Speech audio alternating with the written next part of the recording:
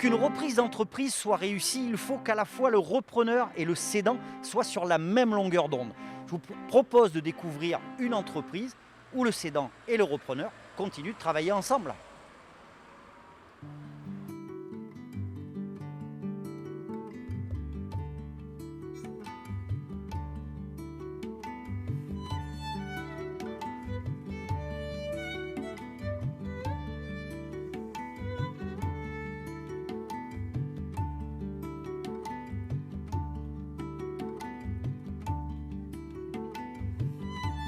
Patrick, vous êtes ce que l'on appelle communément le cédant dans le cadre de la cession et de la reprise d'entreprise. À quel moment décide-t-on de céder son entreprise ? En ce qui me concerne, j'allais partir à la retraite.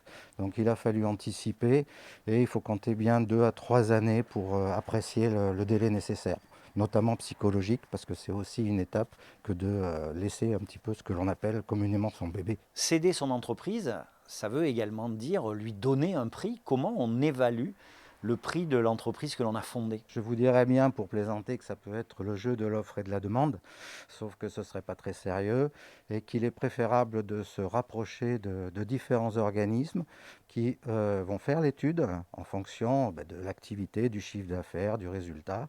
Différents organismes, mais également le cabinet comptable peut apporter une aide, voire également un avocat d'affaires. Aujourd'hui, vous avez officiellement cédé votre entreprise et pourtant vous continuez de faire un petit peu partie de celle-ci. Tout à fait. Je connais Madame Dionnet depuis une dizaine d'années.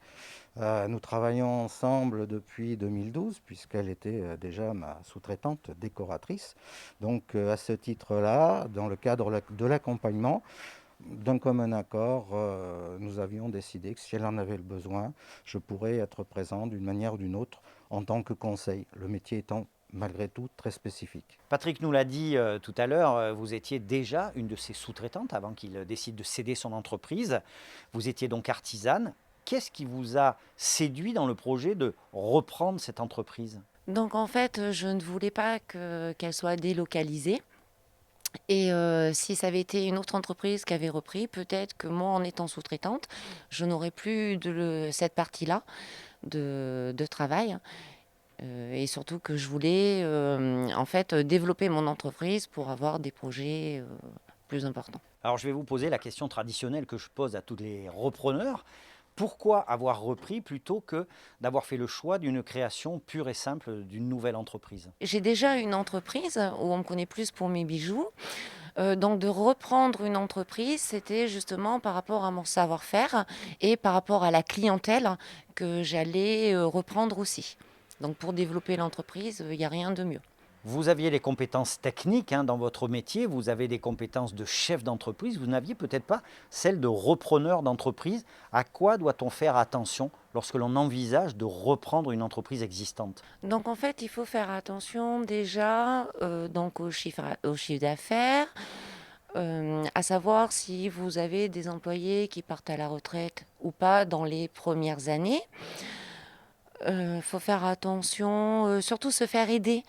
Je pense par tout organisme. Donc moi, je me suis fait aider par le réseau Artère de la Chambre des métiers, par mon comptable, ainsi que par Initiative Hauts-de-Vienne. Quelles étaient les activités de la maison Sazera au moment où vous l'avez reprise et qu'est-ce que vous envisagez de développer ? De quelle façon comptez-vous apporter votre touche personnelle ? La maison Sazera est plus basée sur la photo-impression sur porcelaine. Donc on travaille dans le funéraire, on fait de la photo, on fait également des plaques écrites. Et donc en fait là où moi j'interviens, c'est par rapport au filage, au réocéor sur des plaques écrites, qui est assez spécifique dans notre métier. Et ce que moi je peux amener en plus, c'est développer le bijou, tout article cadeau. Et déjà depuis quelques années, on a développé les urnes peintes à la main, puisque moi je suis maître artisan métier d'art et que je peins à la main. Le meilleur moyen de savoir si une cession reprise a été réussie, c'est tout simplement comme dans l'entreprise Sazera, c'est quand l'ancien patron continue d'accompagner la nouvelle patronne.